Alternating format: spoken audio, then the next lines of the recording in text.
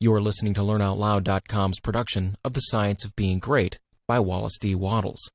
Meant to be used in conjunction with Wattles' other classic, The Science of Getting Rich, this book is a summation of the author's thoughts on what it takes to achieve personal excellence and self-mastery. For more inspirational audio, please visit our website at www.learnoutloud.com. Chapter 1. Any person may become great. There is a principle of power in every person. By the intelligent use and direction of this principle, man can develop his own mental faculties. Man has an inherent power by which he may grow in whatsoever direction he pleases, and there does not appear to be any limit to the possibilities of his growth. No man has yet become so great in any faculty, but that it is possible for someone else to become greater. The possibility is in the original substance from which man is made. Genius is omniscience flowing into man. Genius is more than talent. Talent may merely be one faculty developed out of proportion to other faculties, but genius is the union of man and God in the acts of the soul. Great men are always greater than their deeds. They are in connection with the reserve power that is without limit. We do not know where the boundary of the mental powers of man is. We do not even know that there is a boundary. The power of conscious growth is not given to the lower animals. It is man's alone, and may be developed and increased by him. The lower animals can, to a great extent, be trained and developed by man, but man can train and develop himself. He alone has this power, and he has it to an apparently unlimited extent. The purpose of life for man is growth, just as the purpose of life for trees and plants is growth. Trees and plants grow automatically and along fixed lines. Man can grow as he will. Trees and plants can only develop certain possibilities and characteristics. Man can develop any power which has been shown by any person, anywhere. Nothing that is possible in spirit is impossible in flesh and blood. Nothing that man can imagine is impossible of realization. Man is formed for growth, and he is under the necessity of growing. It is essential to his happiness that he should continuously advance. Life without progress becomes unendurable, and the person who ceases from growth must either become imbecile or insane. The greater and more harmonious and well-rounded his growth, the happier man will be. There is no possibility in any man that is not in every man. But if they proceed naturally, no two men will grow into the same thing or be alike. Every man comes into the world with a predisposition to grow along certain lines, and growth is easier for him along those lines than in any other way. This is a wise provision, for it gives endless variety. It is as if a gardener should throw all his bulbs into one basket. To the superficial observer, they would look alike, but growth reveals a tremendous difference. So of men and women, they are like the basket of bulbs. One may be a rose, and add brightness and color to some dark corner of the world. One may be a lily, and teach a lesson of love and purity to every eye that sees. One may be a climbing vine, and hide the rugged outlines of some dark rock. One may be a great oak, among whose boughs the birds shall nest and sing, and beneath whose shade the flock shall rest at noon. But every one will be something worthwhile, something rare, something perfect. They are undreamed of possibilities in the common lives all around us. In a large sense, there are no common people. In times of national stress and peril, the cracker-box loafer of the corner store and the village drunkard become heroes and statesmen through the quickening of the principle of power within them. There is a genius in every man and woman, waiting to be brought forth. Every village has its great man or woman, someone to whom all go for advice in time of trouble, someone who is instinctively recognized as being great in wisdom and insight. To such a one, the minds of the whole community turn in times of local crisis. He is tacitly recognized as being great. He does small things in a great way. He could do great things as well if he did but undertake them. And so can any man. So can you. The principle of power gives us just what we ask of it. If we only undertake little things, it only gives us power for little things. But if we try to do great things in a great way, it gives us all the power there is. But beware of undertaking great things in a small way. Of that we should speak further on. There are two mental attitudes a man may take. One makes him like a football. It has resilience and reacts strongly when force is applied to it, but it never acts of itself. There is no power within it. Men of this type are controlled by circumstances and environments. Their destinies are decided by things external to themselves. The principle of power within them is never really active at all. They never speak or act from within. The other attitude makes man like a flowing spring. Power comes out from the center of him. He has within him a well of water springing up into everlasting life. He radiates force. He is felt by his environment. The principle of power in him is in constant action. He is self-active. He hath life in himself. No greater good can come to any man or woman than to become self-active. All the experiences of life are designed by Providence to force men and women into self-activity, to compel them to cease being creatures of circumstance and master their environment. In his lowest stage, man is the child of chance and circumstance and the slave of fear. His acts are all reactions resulting from the impingement upon him of forces in his environment. He acts only as he is acted upon.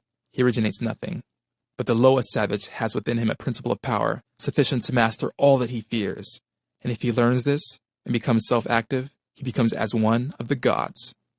The awakening of the principle of power in man is the real conversion, the passing from death to life. It is when the dead hear the voice of the Son of Man and come forth and live. It is the resurrection and the life. When it is awakened, man becomes a son of the highest, and all power is given to him in heaven and on earth. Nothing was ever in any man that is not in you. You can become what you want to be. Chapter 2. Heredity and Opportunity. You are not barred from attaining greatness by heredity. No matter who or what your ancestors may have been, or how unlearned or lowly their station, the upward way is open for you. There is no such thing as inheriting a fixed mental position, no matter how small the mental capital we receive from our parents. It may be increased. No man is born incapable of growth. Heredity counts for something.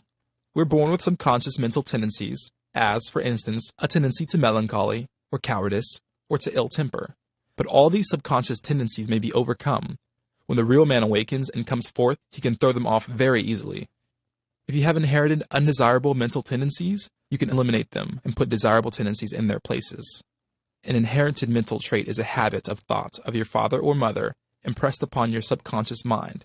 You can substitute the opposite impression by forming the opposite habit of thought. You can substitute a habit of cheerfulness for tendency to despondency. You can overcome cowardice or ill temper. Heredity may count for something too in an inherited conformation of the skull. It is true that different faculties are localized in the brain, and that the power of a faculty depends on the number of active brain cells in its area. A faculty whose brain area is large is likely to act with more power than one whose cranial section is small. It has been argued from this that a man's cranial formation must decide his station in life. But this is an error. It has been found that a small brain section with many fine and active cells gives as powerful expression to faculty as a larger brain with coarser cells. And it has been found that by turning the principle of power into any section of the brain, with the will and purpose to develop a particular talent, the brain cells may be multiplied indefinitely. Any faculty, power, or talent you possess, no matter how small or rudimentary, may be increased. You can multiply the brain cells in this particular area until it acts as powerfully as you wish. It is true that you can act more easily through these faculties that are now most largely developed. But it is also true that if you will make the necessary effort, you can develop any talent.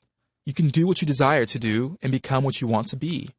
When you fix upon some ideal and proceed as in hereinafter directed, all the power of your being is turned into the faculties required in the realization of that ideal. More blood and nerve force go to the corresponding sections of the brain, and the cells are quickened, increased, and multiplied in number. The proper use of the mind of man will build a brain capable of doing what the mind wants to do. The brain does not make the man makes the brain. Your place in life is not fixed by heredity, nor are you condemned to the lower levels by circumstances or lack of opportunity. The principle of power in man is sufficient for all the requirements of his soul. No possible combination of circumstances can keep him down. The power which formed man and purposed him for growth also controls the circumstances of society, and this power is never divided against itself. The power which is in you is in the things around you. When you begin to move forward, the things will arrange themselves for your advantage. Man was formed for growth, and all things external were designed to promote his growth. No sooner does a man awaken his soul that he finds that not only is God for him, but nature, society, and his fellow men are for him also. And all things work together for his good if he obeys the law. Poverty is no bar to greatness, for poverty can always be removed. Martin Luther, as a child, sang in the streets for bread. Linnaeus, the naturalist, had only $40 with him to educate himself. He mended his own shoes and often had to beg meals from his friends. Hugh Miller, apprentice to a stonemason, began to study geology in a quarry. George Stephenson, inventor of the locomotive engine and one of the greatest of civil engineers, was a coal miner working in a mine when he awakened and began to think. James Watt was a sickly child and was not strong enough to be sent to school. Abraham Lincoln was a poor boy. In each of these cases, we see a principle of power in the man which lifts him above all opposition and adversity. There is a principle of power in you. If you use it and apply it in a certain way, you can overcome all heredity and master all circumstances and conditions and become a great and powerful personality. Chapter 3. The Source of Power. Man's brain, body, mind, faculties, and talents are the mere instruments he uses in demonstrating greatness. In themselves, they do not make him great. A man may have a large brain and a good mind, strong faculties, and brilliant talents, and yet he is not a great man unless he uses all of these in a great way. That quality which enables man to use his abilities in a great way makes him great, and to that quality we give the name of wisdom. Wisdom is the power to perceive the best ends to aim at, and the best means for reaching those ends. It is the power to perceive the right thing to do. The man who is wise enough to know the right thing to do, who is good enough to wish to only do the right thing, and who is able and strong enough to do the right thing, is a truly great man. He will instantly become marked as a personality of power. Wisdom is dependent upon knowledge. Where there is complete ignorance, there can be no wisdom, no knowledge of the right thing to do. Man's knowledge is comparatively limited, and so his wisdom must be small, unless he can connect his mind with a knowledge greater than his own and draw from it, by inspiration, the wisdom that his own limitations deny him. This he can do. This is what the really great men and women have done. Man's knowledge is limited and uncertain. Therefore, he cannot have wisdom in himself. Only God knows all truth. Therefore, only God can have real wisdom or know the right thing to do at all times. And man can receive wisdom from God. I proceed to give an illustration. Abraham Lincoln had limited education, but he had the power to perceive truth. In Lincoln, we see preeminently the fact that the real wisdom consists in knowing the right thing to do at all times and under all circumstances, in having the will to do the right thing, and in having talent and ability enough to be competent and able to do the right thing. Back in the days of the abolition agitation, and during the compromise period, when all other men were more or less confused as to what was right, or as to what ought to be done, Lincoln was never uncertain. He saw through the superficial arguments of the pro-slavery men. He saw the impracticability and fanaticism of the abolitionists. He saw the right ends to aim at, and he saw the best means to attain those ends. It was because men recognized that he perceived truth and knew the right thing to do that they made him president. Any man who develops the power to perceive truth and can show that he always knows the right thing to do and that he can be trusted to do the right thing will be honored and advanced. The whole world is looking eagerly for such men. When Lincoln became president, he was surrounded by a multitude of so-called able advisors. At times, they were all opposed to his policies. At times, almost the whole North was opposed to what he was proposed to do.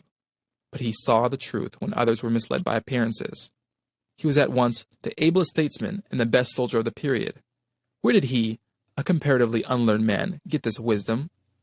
It was not due to some peculiar formation of his skull, or to some fineness of texture of his brain. It was not due to some physical characteristic. It was not even a quality of mind due to superior reasoning power. Knowledge of truth is not often reached by the process of reason. It was due to a spiritual insight. He perceived truth. But where did he perceive it? And whence did the perception come? We see something of the same thing in the phenomenal genius of Napoleon, who always knew the best means to adopt. We see that the greatness of Napoleon was in nature rather than in Napoleon. We see the same thing in all great men and women. They perceive truth, but truth cannot be perceived until it exists, and there can be no truth until there's a mind to perceive it. Truth does not exist apart from mind. Washington and Lincoln were in touch and communication with the mind, which knew all knowledge and contained all truth. Wisdom is obtained by reading the mind of God. Chapter 4. The Mind of God. There is a cosmic intelligence which in all things and through all things. This is the real, the one substance. From it all things proceed. It is intelligent, substance, or mind stuff. It is God. Where there is no substance, there can be no intelligence, for where there is no substance, there is nothing. Where there is thought, there must be a substance which thinks. Thought cannot be function, for function is motion, and it is inconceivable that mere motion should think. Thought cannot be vibration, for vibration is motion, and that motion should be intelligent is not thinkable. Motion is nothing but the moving of substance. If there be intelligence shown in it, it must be in the substance and not in the motion. Thought cannot be the result of motions in the brain. If thought is in the brain, it must be in the brain substance, and not in the motions which brain substance makes. But thought is not in the brain substance. For brain substance without life is quite unintelligent and dead. Thought is in the life principle which animates the brain, in the spirit substance, which is the real man. The brain does not think. The man thinks and expresses his thought through the brain. There is a spirit substance which thinks, just as the spirit substance of man permeates his body, and thinks and knows in the body. So the original spirit substance, God, permeates all nature and thinks and knows in nature. Nature is as intelligent as man, and knows more than man. Nature knows all things. The all-mind has been in touch with all things from the beginning, and it contains all knowledge. Man's experience covers a few things, and these things man knows, but God's experience covers all things that have happened since the creation, from the wreck of a planet or the passing of a comet to the fall of a sparrow. All that is, and all that has been, are present in the intelligence which is wrapped about us, and enfolds us, and presses upon us from every side. All the encyclopedias men have written are but trivial affairs compared to the vast knowledge held by the mind in which men live. The truths men perceive by inspiration are thoughts held in this mind. If they were not thoughts, men could not perceive them, for they would have no existence, and they could not exist as thoughts unless there is a mind for them to exist in, and a mind can be nothing else than a substance which thinks. Man is thinking substance, a portion of the cosmic substance, but man is limited, while the cosmic intelligence from which he sprang, which Jesus calls the Father, is unlimited. All intelligence, power, and force come from the Father. Jesus recognized this and stated it very plainly. Over and over again, he ascribed all his wisdom and power to his unity with the Father. My Father and I are one. This was the foundation of his knowledge and power. He showed the people the necessity of becoming spiritually awakened, of hearing his voice and becoming like him. He compared the unthinking man, who is the prey and sport of circumstance, to the dead man in a tomb, and besought him to hear and come forth. God is spirit, he said. Be born again. Become spiritually awake, and you may see this kingdom. Hear my voice. See what I am and what I do, and come forth and live. The words I speak are spirit and life. Accept them, and they will cause a well of water to spring up within you. Then you will have life within yourself. I do what I see the Father do, he said, meaning that he read the thoughts of God. The Father showeth all things to the Son. If any man has the will to do the will of God, he shall know truth. My teaching is not my own, but his that sent me. You shall know the truth, and the truth shall make you free. The Spirit shall guide you into all truth. We are immersed in mind, and that mind contains all knowledge and all truth. It is seeking to give us this knowledge, for our Father delights to give good gifts to his children. The prophets and seers and great men and women, past and present, were made great by what they received from God, not by what they were taught by men. This limitless reservoir of wisdom and power is open to you. You can draw upon it as you will, according to your needs. You can make yourself what you desire to be. You can do what you wish to do. You can have what you want. To accomplish this, you must learn to become one with the Father, so that you may perceive truth, so that you may have wisdom and know the right ends to seek and the right means to use to attain those ends, and so that you may secure power and ability to use the means. In closing this chapter, resolve that you will now lay aside all else and concentrate upon the attainment of conscious unity with God. Oh, when I am safe in my sylvan home, I tread on the pride of Greece and Rome. When I am stretched beneath the pines, where the evening star so wholly shines, I laugh at the lore and pride of man, at the sophist schools and the learned clan. For what are they in all their high conceit, where man in the bush with God may meet? Chapter 5. Preparation. If you become like God, you can read his thoughts, and if you do not, you will find the inspirational perception of truth impossible. You can never become a great man or woman until you have overcome anxiety, worry, and fear. It is impossible for an anxious person, a worried one, or a fearful one to perceive truth. All things are distorted and thrown out their proper relations by such mental states, and those who are in them cannot read the thoughts of God. If you are poor, or if you are anxious about business or financial matters, you are recommended to study carefully the first volume of this series, The Science of Getting Rich. That will present you a solution for your problems of this nature, no matter how large or how complicated they may seem to be. There is not the least cause for worry about financial affairs. Every person who wills to do so may rise above want, have all he needs, and become rich. The same source upon which you propose to draw for mental unfoldment and spiritual power is at your service for the supply of all your material wants. Study this truth until it is fixed in your thoughts and until anxiety is banished from your mind. Enter this certain way, which leads to material riches. Again, if you are anxious or worried about your health, realize it is possible for you to attain perfect health, so that you may have strength sufficient for all that you wish to do and more. That intelligence, which stands ready to give you wealth and mental and spiritual power, will rejoice to give you health also. Perfect health is yours for the asking, if you will only obey the simple laws of life and live aright. But it is not enough to rise above financial and physical anxiety and worry. You must rise above moral evildoing as well. You must cast out lust and cease to be ruled by appetite. You must eat only to satisfy hunger, never for gluttonous pleasure, and in all things you must make the flesh obey the spirit. You must lay aside greed. Have no unworthy motive in your desire to become rich and powerful. It is legitimate and right to desire riches, if you want them for the sake of the soul, but not if you desire them for the lusts of the flesh. Cast out pride and vanity. Have no thoughts of trying to rule over others or of outdoing them. This is a vital point. There is no temptation so insidious as the selfish desire to rule over others. Nothing so appeals to the average man or woman as to sit in the uppermost places at feasts, to be respectfully saluted in the marketplace, and to be called rabbi, master. The struggle for power over others is the battle of the competitive world. You must rise above the world and seek only for life. Cast out envy. You can have all that you want, and you need not envy any man or what he has. Above all things, see that you do not hold malice or enmity toward anyone. To do so cuts you off from the mind, from whose treasures you seek to make your own. He that loveth not his brother loveth not God. Lay aside all narrow personal ambition and determine to seek the highest good and to be swayed by no unworthy selfishness. Go over all the foregoing and set these moral temptations out of your heart one by one. Determine to keep them out. Then resolve that you will not only abandon all evil thoughts, but that you will also forsake all deeds, habits, and courses of action which do not commend themselves to your noblest ideals. This is supremely important. Make this resolution with all the power of your soul, and you are ready for the next step towards greatness, which you will find explained in the following chapter. Chapter 6.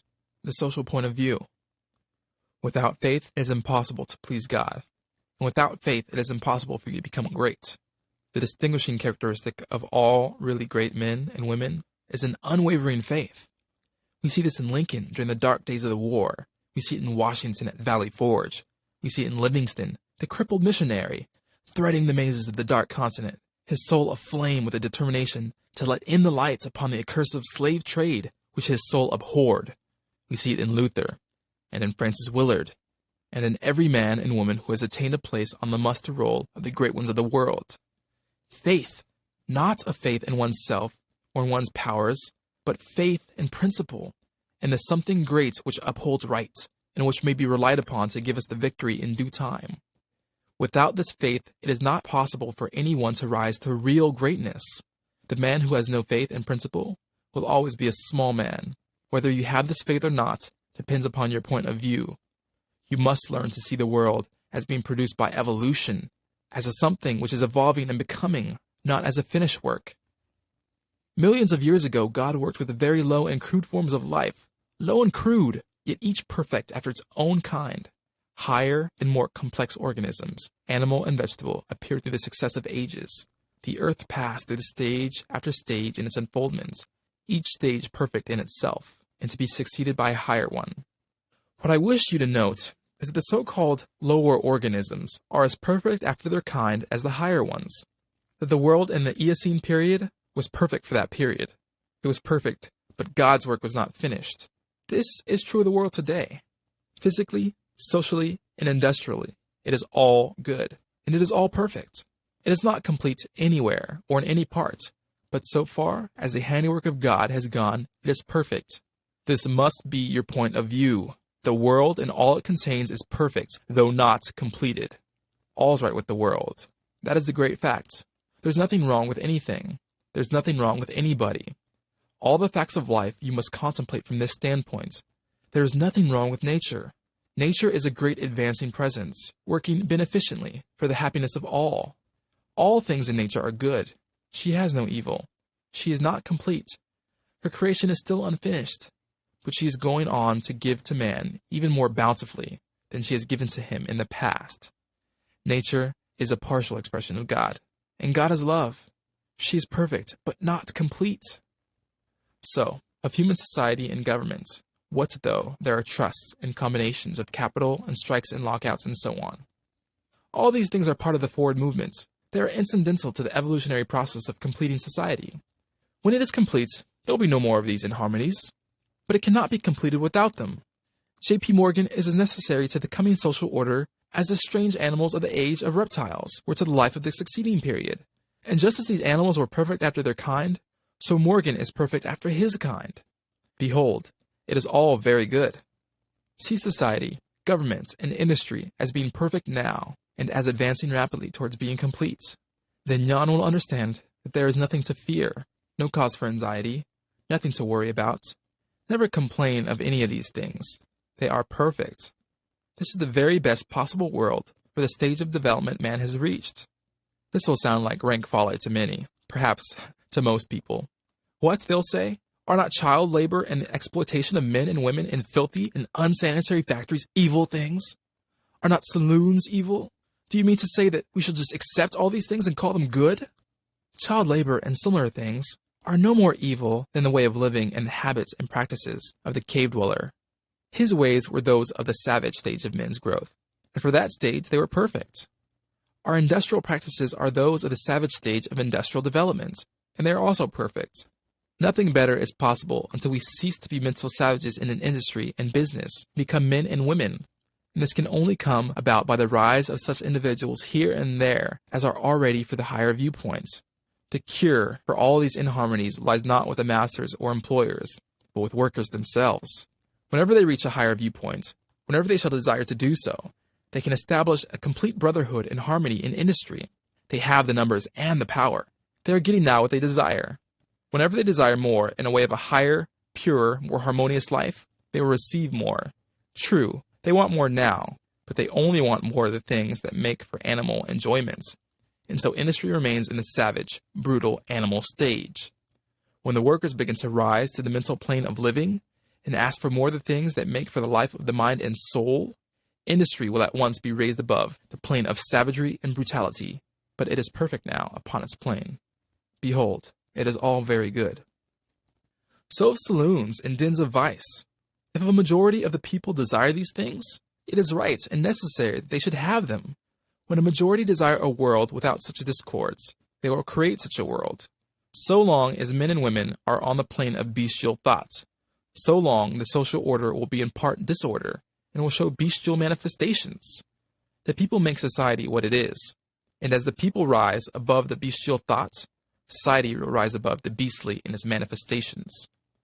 But a society which thinks in a bestial way must have saloons and dives. It is perfect after its kind, as the world was in the Eocene period, and very good. All this does not prevent you from working for better things. You can work to complete an unfinished society instead of to renovate a decaying one, and you can work with a better heart and a more hopeful spirit. One viewpoint gives you an advancing and expanding mind, and the other gives you a descending and decreasing mind. One viewpoint will make you grow greater, and the other will inevitably cause you to grow smaller.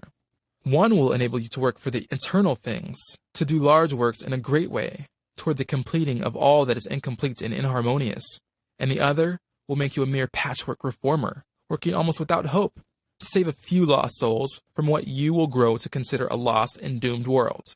So you see it. All's right with the world. Nothing can possibly be wrong but my personal attitude, and I will make that right. I will see the facts of nature and all the events, circumstances, and conditions of society, politics, government, and industry from the highest viewpoints. It is all perfect, though incomplete. It is all the handiwork of God.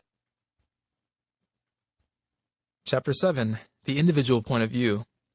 Important as the matter of your point of view for the facts of social life is, it is of less moment than your viewpoints for your fellow men, for your acquaintances, friends, relatives, your immediate family, and most of all, yourself.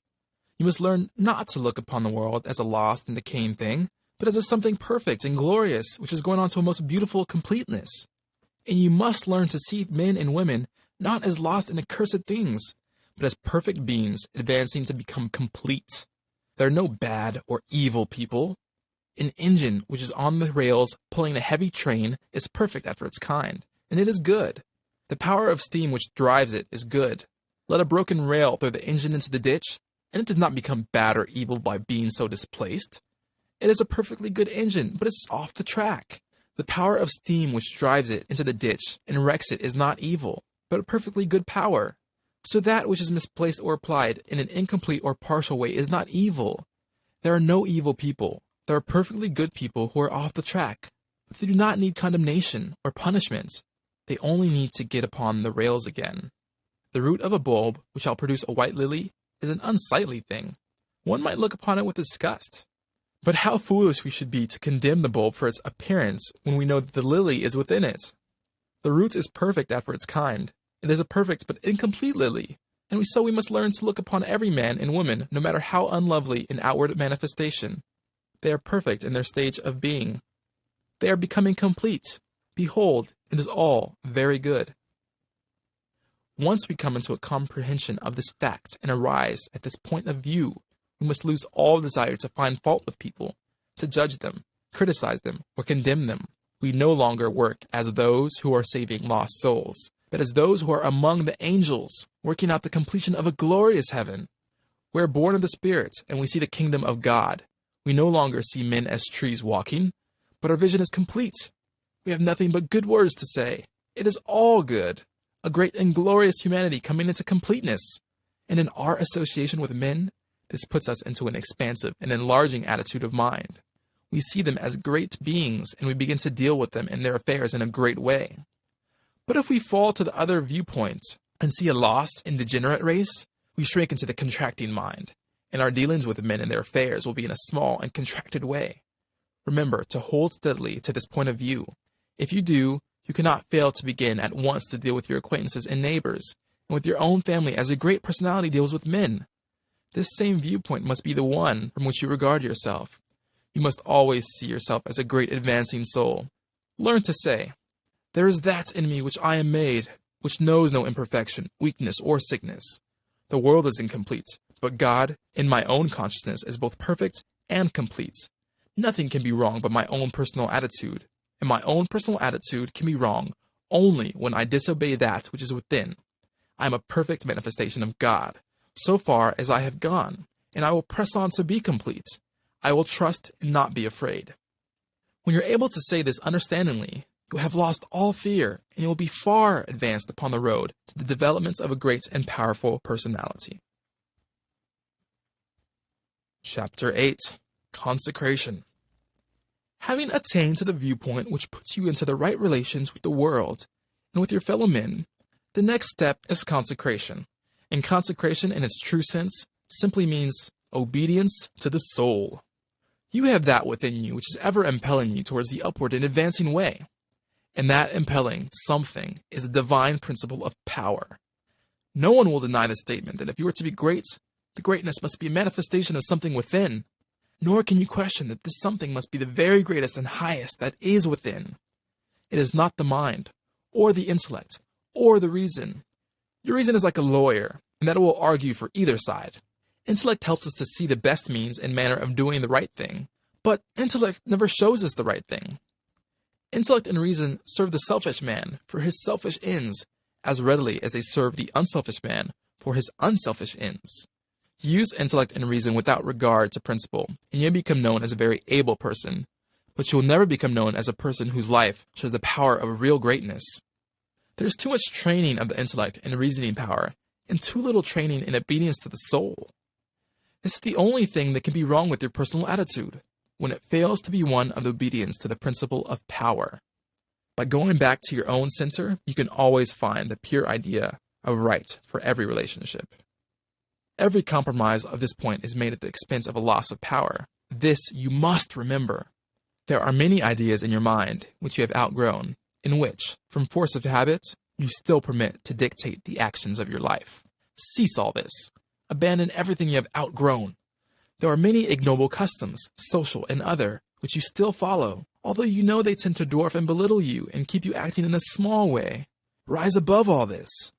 I do not say that you should absolutely disregard conventionalities. You cannot do this, but you can deliver your soul from most of the narrow restrictions which bind the majority of your fellow men. Do not be bound by creeds in which you do not believe in. Be free. You have perhaps formed some sensual habits of mind or body. Abandon them. You still indulge in distressful fears that things will go wrong, or that people will betray you or mistreat you. Get above all of them. You still act selfishly in many ways and on many occasions. Cease to do so. Abandon all these, and in place of them, put the best actions you can form a conception of in your mind. If you desire to advance, and you are not doing so, remember that it can only be because your thought is better than your practice. You must do as well as you think.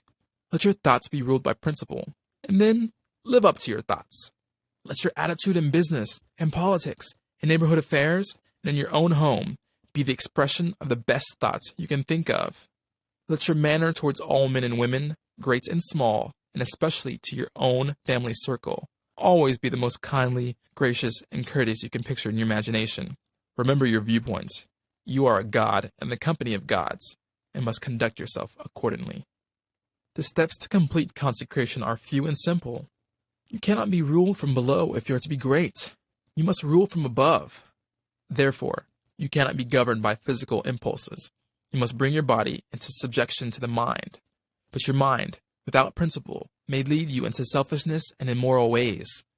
You must put the mind into subjection to the soul, and your soul is limited by the boundaries of your knowledge. You must put it into subjection to that oversoul before whose eye all things are spread. That constitutes consecration. Say, I surrender my body to be ruled by my mind. I surrender my mind to be governed by my soul. And I surrender my soul to the guidance of God. Make this consecration complete and thorough, and you have taken the second step in the way of greatness and power. Chapter 9. Identification. Having recognized God as an advancing presence in nature, society, and your fellow men, and harmonized yourself with all these, and having consecrated yourself to that within you which impels towards the greatest and the highest, the next step is to become aware and recognize fully the fact that the principle of power within you is God Himself. You must consciously identify yourself with the highest. This is not some false or untrue position to be assumed. It is a fact to be recognized. You are already one with God. You want to become consciously aware of it. There is one substance, the source of all things, and this substance has within itself the power which creates all things. All power is inherent in it. This substance is conscious and thinks. It works with perfect understanding and intelligence. You know that this is so, because you know that the substance exists and that consciousness exists, and that it must be substance which is conscious. Man is conscious and thinks. Man is substance. He must be substance, else he is nothing and doesn't exist at all. If a man is substance and thinks, and is conscious, then he is conscious substance. It is not conceivable that there should be more than one conscious substance. So man is the original substance, the source of all life and power embodied in a physical form. Man cannot be something different from God. Intelligence is one and the same everywhere. It must be everywhere. There cannot be one kind of intelligence in God and another kind of intelligence in man. Intelligence can only be intelligent substance, and intelligent substance is God. Man is of one stuff with God, and so all the talents, powers, and possibilities that are in God are in man. Not in a few exceptional men, but in every man. All power is given to man, in heaven and on earth. Is it not written, "Ye are gods"?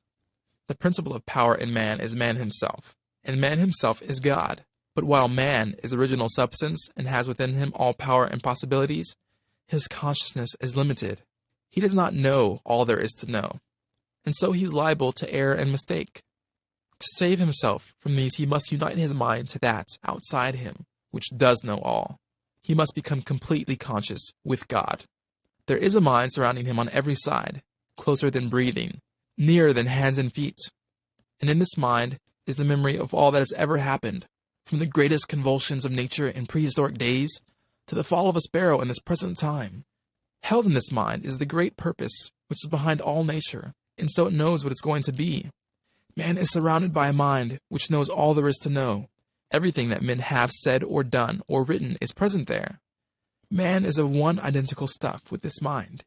He proceeded from it, and he can so identify himself with that he may know what it knows.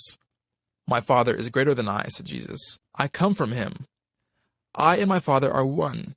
He showeth the Son all things. The Spirit shall guide you into all truth. Your identification of yourself with the infinite must be accomplished by conscious recognition on your part, recognizing it as a fact that there is only one God, and that all intelligence is the one substance. You must first affirm something after this. There is only one, and that one is everywhere. I surrender myself to conscious unity with the highest, not I, but the Father. I will to be one with the Supreme and to lead the divine life. I am one with the infinite consciousness. There is but one mind, and I am that mind. I that speak unto you am he. If you have been thorough in the work as outlined in the preceding chapters, if you have attained to the true viewpoint, and if your consecration is complete, you will not find conscious identification hard to attain. And once it is attained, the power you seek is yours, for you have made yourself one with all the power there is. Chapter 10. Idealization. You are a thinking center, an original substance, and the thoughts of original substance have creative power. Whatever is formed in its thought and held as a thought form must come into existence as a visible and so-called material form. And a thought form held in thinking substance is a reality, is a real thing, whether it has yet become visible to mortal eye or not. This is a fact that you should impress upon your understanding, that a thought held in thinking substance is a real thing, a form, and has actual existence, although it is not yet visible to you. You internally take the form in which you think of yourself, and you surround yourself with the invisible forms of those things with which you associate in your thoughts. If you desire a thing, picture it clearly, and hold the picture steadily in mind till it becomes a definite thought form. The thing you want will come to you in material form. It must do so in obedience to the law by which the universe was created. Make no thought form of yourself in connection with disease or sickness, but form a conception of health. Make a thought form of yourself as strong and hearty and perfectly well. Impress this thought form on creative intelligence, and if your practices are not in violation of the laws by which the physical body is built, your thought form will become manifest in your flesh. This also is certain. It comes by obedience to law. Make a thought form of yourself as you desire to be, and set your ideal as near to perfection as your imagination is capable of forming to the conception. Let me illustrate. If a young law student wishes to become great, let him picture himself, while attending to the viewpoint, consecration, and identification as previously directed, as a great lawyer, pleading his case with matchless eloquence and power before the judge and jury, as having an unlimited command of truth, of knowledge, and of wisdom. Let him picture himself as the great lawyer in every possible situation and contingency, while he is still only the student in all circumstances. Let him never forget or fail to be the great lawyer in his thought form of himself. As the thought form grows more definite and habitual in his mind, the creative energies, both within and without, are set at work. He begins to manifest the form from within, and all the essentials without, which go into the picture, begin to be impelled toward him. Nothing can prevent him from becoming what he wishes to be. In the same general way, the musical student pictures himself as performing perfect harmonies and is delighting vast audiences. The actor forms the highest conception he is capable of in regard to his art, and applies this conception to himself. The farmer and the mechanic do exactly the same thing. Fix upon your ideal of what you wish to make of yourself. Consider well and be sure that you make the right choice, that is, the one which will be the most satisfactory to you in a general way. Do not pay too much attention to the advice or suggestions of those around you. Do not believe that anyone can know better than yourself what is right for you. Listen to what others have to say, but always form your own conclusions. Do not let other people decide what you are to be. Be what you feel that you can and want to be. Do not be misled by a false notion of obligation or duty. You can owe no possible obligation or duty to others, which should prevent you from making the most of yourself. Be true to yourself, and you cannot then be false to any man. When you have fully decided what thing you want to be, form the highest conception of that thing that you are capable of imagining, and make that conception a thought form. Hold that thought form as a fact, as the real truth about yourself, and believe in it. Close your ears to all adverse suggestions. Never mind if people call you a fool and a dreamer. Dream on. Remember that Bonaparte, the half-starved lieutenant, always saw himself as the general of armies and the master of France, and he became, in outward realization, what he held in himself to be in mind. So likewise will you. Attend carefully to all that has been said in the preceding chapters, and act as directed in the following ones, and you will become what you want to be. Chapter 11. Realization. If you were to stop with the close of the last chapter, however, you would never become great. You would be indeed a mere dreamer of dreams, a castle builder. Too many do stop there. They do not understand the necessity for present action in realizing the vision and bringing the thought form into manifestation. Two things are necessary. First, the making of the thought form, and second, the actual appropriation to yourself of all that goes into and around the thought form. We have discussed the first. Now we'll proceed to give directions for the second. When you have made your thought form, you're ready. In your interior, what you want to be. Next, you must become externally what you want to be. You are already great within, but you are not yet doing the great things without. You cannot begin on the instant to do the great things. You cannot be before the world a great actor or lawyer or musician or personality you know yourself to be. No one will entrust great things to you, for you have not made yourself known, but you can always begin to do small things in a great way. Here lies the whole secret. You can begin to be great today in your own home, in your store or office, on the streets, everywhere. And you can do this by doing everything you do in a great way. You must put the whole power of your great soul into every act, however small and commonplace, and so reveal to your family, your friends, and your neighbors what you really are.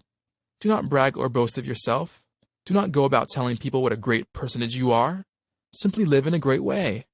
No one will believe you if you tell them that you are a great man, but no one can doubt your greatness if you show it in your actions. In your domestic circle, be just, so generous and courteous and kindly that your family, your wife, your husband, children, brothers, and sisters shall know that you are a great and noble soul. In all your relations with men, be great, just, generous, courteous, and kindly. The greats are never otherwise. This for your attitude. Next, and most important, you must have absolute faith in your own perceptions of truth. Never act in haste or hurry. Be deliberate in everything. Wait until you feel that you know the true way. And when you do feel that you know the true way, be guided by your own faith, though all the world shall disagree with you. If you do not believe what God tells you in little things, you will never draw upon His wisdom and knowledge in larger things. When you feel deeply that a certain act is the right act, do it, and have perfect faith that the consequences will be good. When you are deeply impressed that a certain thing is true, no matter what the appearances to the contrary may be, accept that thing as true and act accordingly. The one way to develop a perception of truth in large things is to trust absolutely to your present perception of truth in small things. Remember that you are seeking to develop this power of faculty.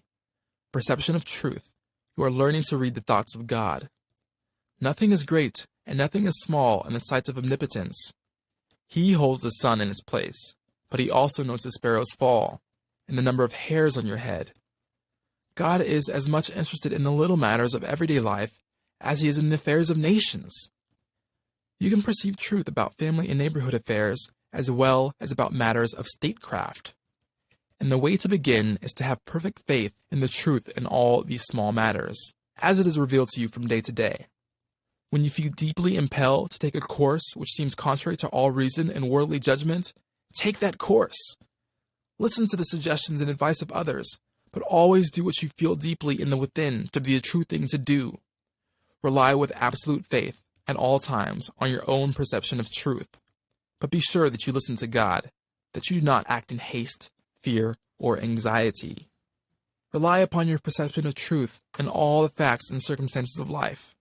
If you deeply feel that a certain man will be a certain place on a certain day, go there with perfect faith to meet him. He will be there, no matter how unlikely it may seem. If you feel sure that certain people are making certain combinations or doing certain things, act in the faith that they are doing those things. If you feel sure of the truth of any circumstance or happening, near or distant, past, present, or to come, trust in your perception. You may make occasional mistakes at first, mainly because of your imperfect understanding of the within, but you will soon be guided almost invariably right. Soon, your family and friends will begin to defer to your judgments and to be guided by you. Soon, your neighbors and townsmen will will be coming to you for counsel and advice. Soon, you will be recognized as one who is great in small things, and you will be called upon more and more to take charge of larger things. All that is necessary is to be guided absolutely in all things by your inner light, your perception of truth. Obey your soul. Have perfect faith in yourself. Never think of yourself with doubt or distrust, or as one who makes mistakes. If I judge, my judgment is just, for I seek not honor from men, but from the Father only. Chapter 12. Hurry and Habit. No doubt you have many problems, domestic, social, physical, and financial, which seem to you to be pressing for instant solution. You have debts which must be paid, or other obligations which must be met. You are unhappily or inharmoniously placed, and feel that something must be done at once. Do not get into a hurry and act for superficial impulses. You can trust God for the solution of all your personal riddles. There is no hurry, there is only God, and all is well with the world. There is an invincible power in you, and that same power is in the things you want. It is bringing them to you and bringing you to them.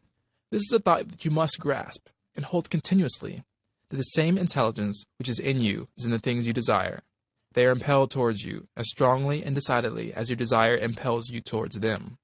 The tendency of a steadily held thought must be to bring the things you desire to you and to group them around you. So long as you hold your thoughts and your fate right, all must go well. Nothing can be wrong but your own personal attitude, and that will not be wrong if you trust and are not afraid. Hurry is a manifestation of fear. If you act with perfect faith in your own perceptions of truth, you will never be too late or too early, and nothing will go wrong. If things appear to go wrong, do not get disturbed in mind. It is only an appearance. Nothing can go wrong in this world but yourself, and you can go wrong only by getting into the wrong mental attitude.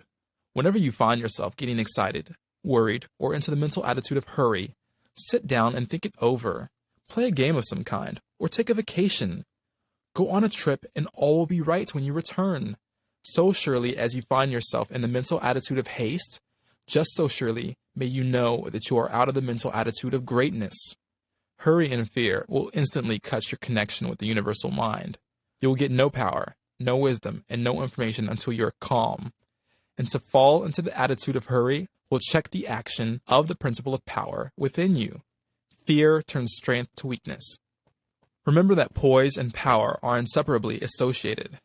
The calm and balanced mind is the strong and great mind. The hurried and agitated mind is the weak one. Whenever you fall into the mental state of hurry, you may know that you have lost the right viewpoint. You are beginning to look upon the world or some part of it as going wrong. At such times, read chapter 6 of this book. Consider the fact that this world is perfect now, with all that it contains. Nothing is going wrong. Nothing can be wrong. Be poised, be calm, be cheerful, have faith in God. Next, as to habit. It is probable that your greatest difficulty will be to overcome your old habitual ways of thought and to form new habits. The world is ruled by habit. Kings, tyrants, masters, and plutocrats hold their positions solely because the people have come to habitually accept them. Things are as they are only because people have formed the habit of accepting them as they are. When the things and the people change their habitual thoughts about governmental, social, and industrial institutions, they will change the institutions. Habit rules us all. You have formed, perhaps, the habit of thinking of yourself as a common person, as one of a limited ability, or as being more or less of a failure. Whatever you habitually think yourself to be, that you are. You must form a greater and better habit. You must form a conception of yourself as a being of limitless power, and habitually think that you are that being. It is the habitual, not the periodical thought, that decides your destiny. It will avail you nothing to sit apart for a few moments several times a day to affirm that you are great. No amount of praying or affirmation will make you great if you still habitually regard yourself as being small. The use of prayer and affirmation is to change your habit of thought. Any act, mental or physical, often repeated, becomes a habit. The purpose of mental exercises is to repeat certain thoughts over and over and over until the thinking of those thoughts becomes constant and habitual. The thoughts we continually repeat become convictions. What you must do is to repeat the new thought of yourself until it is the only way in which you think of yourself. Habitual thought and not environment or circumstance has made you what you are. Every person has some central idea or thought form of himself, and by this idea, he classifies and arranges all his facts and external relationships. You are classifying your facts either according to the idea that you are a great and strong personality, or according to the idea that you are limited, common, or weak. If the latter is the case, you must change your central idea. Get a new mental picture of yourself. Do not try to become great by repeating mere strings of words or superficial formulae, but repeat over and over and over the thought of your own power and ability until you classify external facts and decide your place everywhere by this idea.